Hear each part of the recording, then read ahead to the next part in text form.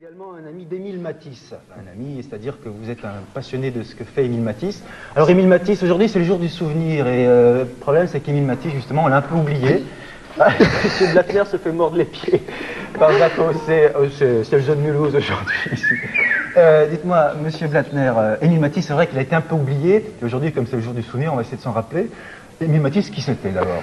Émile Matisse est un constructeur automobile alsacien dont les usines étaient à la Méno, près du Racing, et qui a construit des voitures entre les, disons déjà avant la guerre de 1914-18, puis après de 1919 à 1934.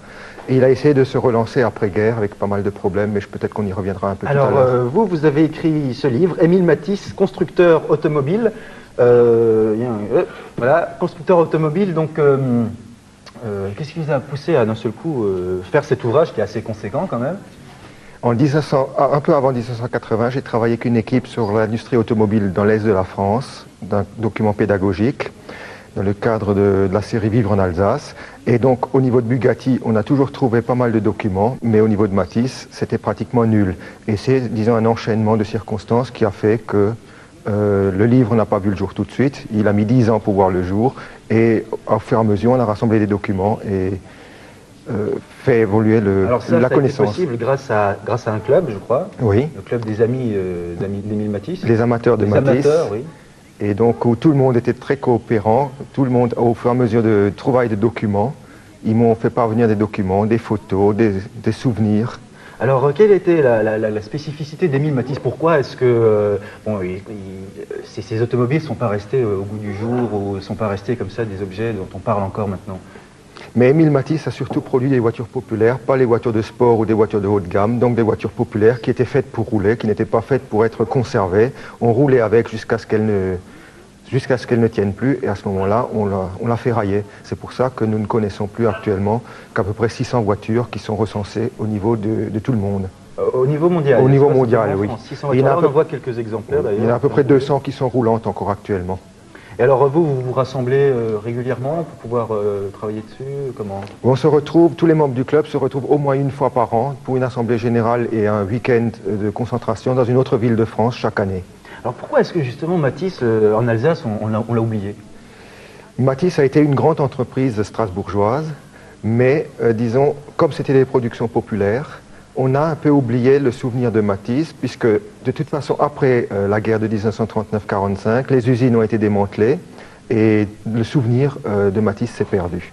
Qu'est-ce que vous essayez de faire, vous, maintenant, pour qu'on se souvienne de lui? Nous essayons de faire revivre cette image de marque, cet industriel génial de l'industrie strasbourgeoise, et nous essayons de faire revivre donc son souvenir et faire revivre, disons, faire rouler de nouveau un certain nombre de voitures qui ont été produites entre les deux guerres. Est-ce que vous pensez qu'il y a encore des voitures, des Matisse qui existent et dont vous n'avez pas connaissance? Nous en retrouvons souvent au fond d'une grange, au fond d'un hangar, au fur et à mesure des pérégrinations. Et il ne se passe pas 15 jours où nous ne découvrons pas une voiture nouvelle que nous ne connaissions pas. Mais qu'est-ce qui fait? C'est les gens qui ne savent pas qu'ils ont une merveille comme ça dans leur garage, ou ils n'y prennent pas attention, ou ils disent c'est un vieux taco? Voilà, c'est un vieux taco, on n'y fait pas attention jusqu'au jour où un membre ou quelqu'un nous dit tiens, mais il y a une Matisse dans cette grange, ça pourrait vous intéresser. Et c'est là qu'on essaye de l'approcher. Écoutez, Jean-François Blattner, vous restez avec nous, on a encore plein de choses à se dire, j'ai plein de choses à vous présenter. On va pouvoir se mettre au coin du feu, et puis il fait plus chaud ici, c'est vrai, vous trouvez, moi j'ai quand même passé ma petite laine, pouvoir se mettre au coin du feu pour lire votre livre, par exemple. Voilà.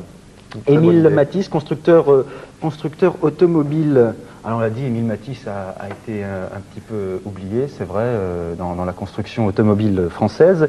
Qu'est-ce qui vous attire dans une voiture de Matisse? C'est pas seulement parce qu'elles sont oubliées que vous voulez les faire revivre. Il y a quelque chose qui...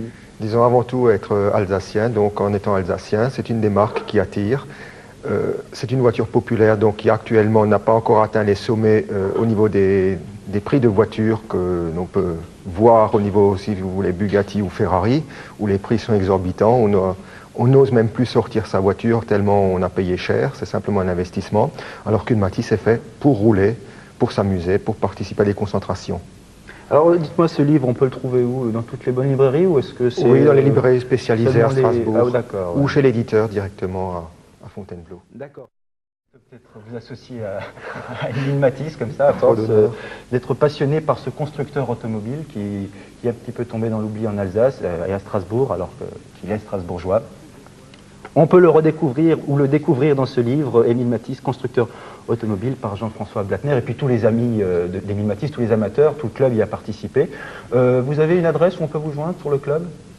Oui, le club est implanté à Lyon, le secrétariat est à Lyon, près de Lyon, à Givors. C'est M. Guillet, à Givors. Parce que ce qu'on peut dire, c'est que ce n'est pas un club local, hein, c'est un club vraiment, il y a un club, mais il est national. Oui, tout à fait. Et même international, puisque nous avons des membres à l'étranger, en Allemagne, Belgique, Luxembourg, même aux États-Unis. Eh bien, écoutez, M. Blattner, merci beaucoup d'être venu, je vous souhaite bon appétit. Puis à vous aussi, je vous souhaite un très bon appétit, un très bon week-end. À bientôt, à lundi sur FR3 Alsace.